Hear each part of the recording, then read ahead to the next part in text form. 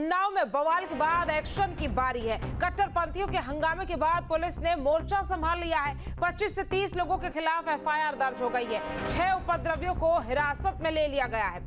तो उन्नाव में बवाल के बाद एक्शन की अब बारी है, क्योंकि कट्टरपंथियों के हंगामे के बाद पुलिस ने मोर्चा संभाल लिया है और 25 से 30 लोगों के खिलाफ एफआईआर दर्ज हो गई है। साथ ही साथ 6 उपद्रवियों को हिरासत में ले लिया है। उन्नाव से खबर आपको बता रहे हैं, जहां पर उन्नाव में बवाल के बाद अब एक्शन की बारी है। कट्टरपंथियों के हंगामे के बाद पुलिस ने मोर्चा संभाल लिया है। 25 से 30 लोगों के खिलाफ एफआईआर दर्ज हो गई है और 6 उपद्रवियों को हिरासत में ले लिया गया है।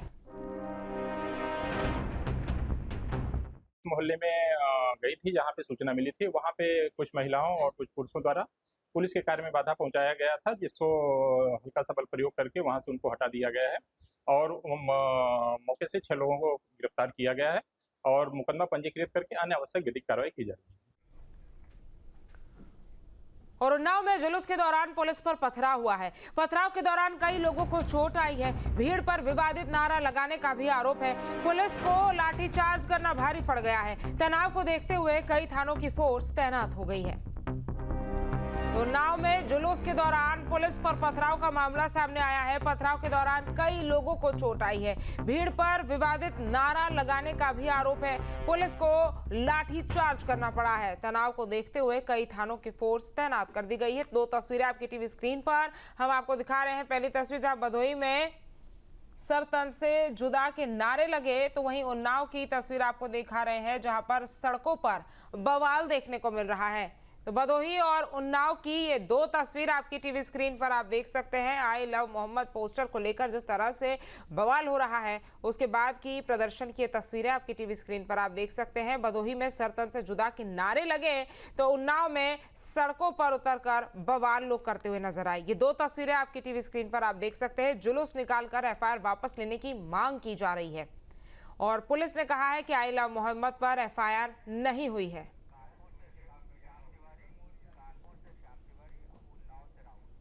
और इसी खबर पर ज्यादा जानकारी के साथ हमारे 2 संवाददाता हमारे साथ जुड़ गए हैं। कानपुर से श्याम हमारे साथ जुड़ गए हैं और उन्नाव से भी हमारे संवाददाता हमारे साथ जुड़ गए। सबसे पहले कानपुर में शिवम का रुख करेंगे।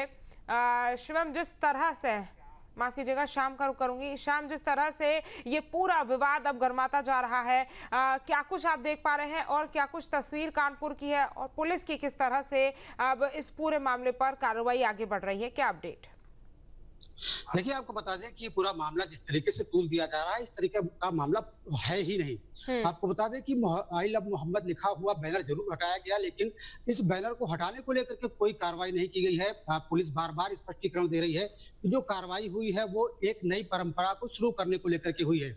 दरअसल 12 वफात के जुलूस का रूट निर्धारित है। इसके अलावा ये भी निर्धारित है कि किन जगहों पर रात में सजावट की जाती है, लेकिन ये सजावट गलत जगह पर की गई, निर्धारित जगह से हट करके की गई और वहीं पर एक बैनर लगा दिया गया आई लव मोहम्मद का, जिस पर कुछ हिंदू संगठन के लोगों ने विरोध जताया। मौके पर तनाव था, इसलिए पुलिस मौके पर पहुंची और पुलिस ने उस गेट को, उस बैनर को वहां से हटवा करके दूसरी जगह लगा दिया।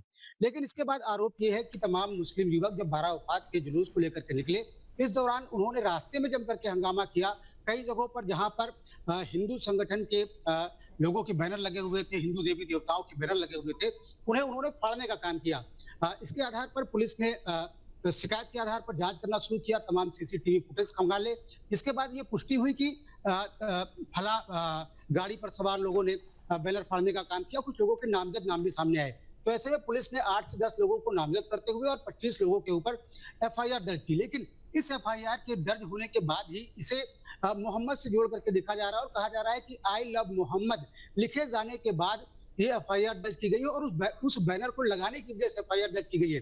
जबकि पुलिस बार बार ये स्पष्ट कर रही है कि ये एफआईआर आई लव मोहम्मद लिखे बैनर की वजह से नहीं हुई है, बल्कि ये एफआईआर दर्ज की गई है गलत जगह पर नई परंपरा का शुरू किए जाने की वजह से और दूसरा हिंदू समाज के जो देवी देवता हैं उनके बैनर को फाड़ने की वजह से। लेकिन जो मुस्लिम कट्टरपंथी हैं उनको इसके बहाने एक हंगामा करने का रास्ता मिल गया है। कानपुर से हंगामा शुरू हुआ।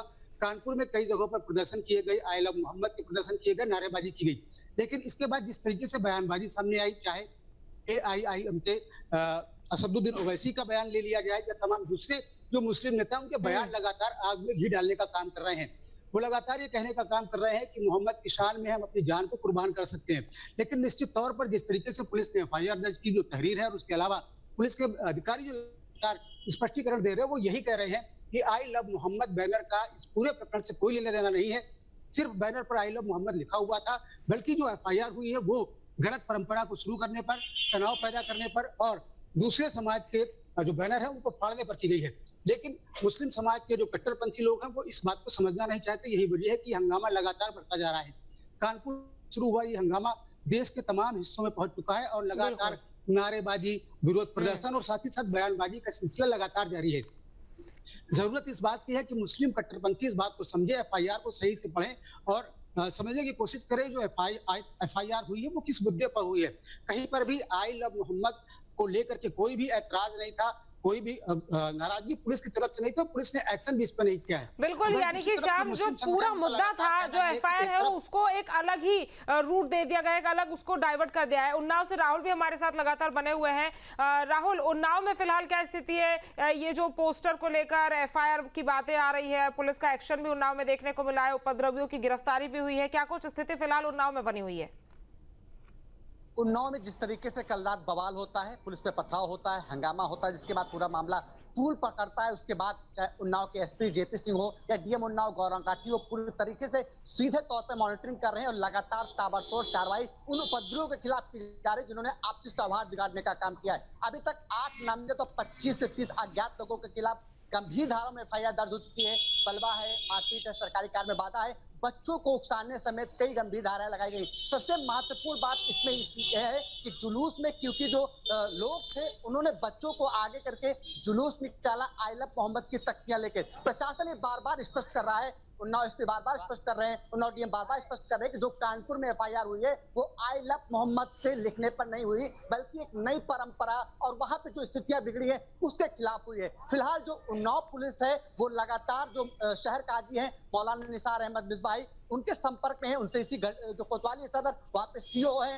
हसनगंज के अरविंद चौरसिया, उनसे लगातार बातचीत कर रहे हैं। उनको मोटिवेट किया जा रहा है कि वो युवाओं को शांत करे। आई लव मोहम्मद के नाम से न सरकार को दिक्कत है ना कोई प्रशासन को दिक्कत है, यानी कि जो अराजकता का माहौल बनाया जा रहा है उस पर पूरी तरीके से रोका जाए। यानी कि जो मुस्लिम धर्मगुरु है, पुलिस प्रशासन है, वो आपसी सामंजस्य के साथ इस पूरे मामले का पटाक्षेप करने में लगा हुआ है। और वहीं अगर बात करें गंगा घाट, जहाँ पे कल रात में बवाल हुआ था, वहां पे पीएससी बल के साथ कई थानों की फोर्स, सीओ लगातार कैंप पर है, लगातार वहां पे कॉबिंग की जा रही है, जिससे किसी भी तरीके की अब स्थितियां वहां पर बिगड़ने ना पाए। और दूसरी तरफ जो सबसे अहम हिस्सा है इस पूरे मामले में, उसमें जो इंटरनेट है, यानी कि सोशल मीडिया, चाहे व्हाट्सएप हो, चाहे फेसबुक हो, चाहे इंस्टाग्राम हो, जो भी सोशल मीडिया के प्लेटफॉर्म है, उनकी गहन और कड़ी निगरानी की जा रही। उन्नाव पुलिस के द्वारा बाकायदा कंट्रोल रूम से, जिसकी मॉनिटरिंग के लिए बड़े अफसर वहां पे तैनात किए गए हैं। लगातार ये काम किया जा रहा है कि सोशल मीडिया पे किसी तरीके का कोई वीडियो वायरल ना होने पाए, किसी तरीके से कोई आपसी सौहार्द ना बिगड़ने पाए। तो फिलहाल उन्नाव प्रशासन की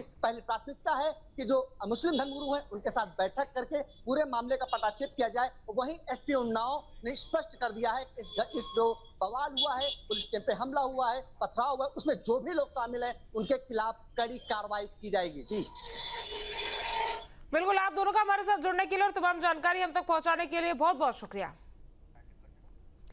तो देखिए, जिस तरह से आई लव मोहम्मद वाले पोस्टर पर बवाल हुआ है, उसके बाद न्यूज स्टेट के भी कुछ सवाल हैं और हम पूछ रहे हैं कि मजहब का नाम क्यों भड़काने का काम कर रहा है। यूपी में कट्टरवाद आखिर क्यों नया फसाद बन गया है? विवादित नारों की बौछार कब होगा अंतिम प्रहार? भड़काऊ बयान कट्टरपंथियों का काम कर रहे हैं? ये बड़े सवाल हैं जो न्यूज स्टेट पूछ रहा है, क्योंकि जिस तरह की तस्वीरें और जिस तरह के प्रदर्शन सामने आ रहे हैं, उसके बाद ये सवाल पूछना लाजमी हो जाता है। और उन्नाव में बवाल के बाद एक्शन में पुलिस है। पुलिस प्रशासन की मुस्लिम धर्म गुरुओं के साथ बैठक हुई है। पुलिस प्रशासन ने शांति की अपील की है और सोशल मीडिया पर लगातार नजर रखी जा रही है ताकि कोई भी सोशल मीडिया के जरिए किसी भी तरह की अफवाह ना फैला सके, कोई भड़काऊ बयान, वीडियो, किसी भी तरह का पोस्ट ना किया जाए। इसीलिए सोशल मीडिया पर नजर रखी जा रही है। तो उन्नाव में बवाल के बाद अब पुलिस एक्शन में आ गई है। पुलिस प्रशासन की मुस्लिम धर्म गुरुओं के साथ बैठक हुई है। पुलिस प्रशासन ने शांति की अपील उनसे की है, उनको तमाम बातें समझाई, क्योंकि लगातार पुलिस की तरफ से कहा जा रहा है कि जो एजेंडा और जो बातें लोगों के बीच रखी जा रही है, आई लव मोहम्मद वाले पोस्टर पर कोई एफआईआर दर्ज नहीं हुई है, ये स्पष्ट किया जा रहा है।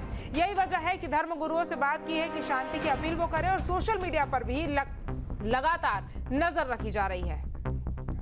जहां भक्ति है हर शब्द में, कथाओं में छुपे हैं दिव्य रहस्य और ज्योतिष देता है जीवन को दिशा। धर्म से जुड़ी हर बातों को जानने के लिए हमारे चैनल स्तुति को सब्सक्राइब करें। चैनल पर जाने के लिए इस लिंक पर क्लिक करें।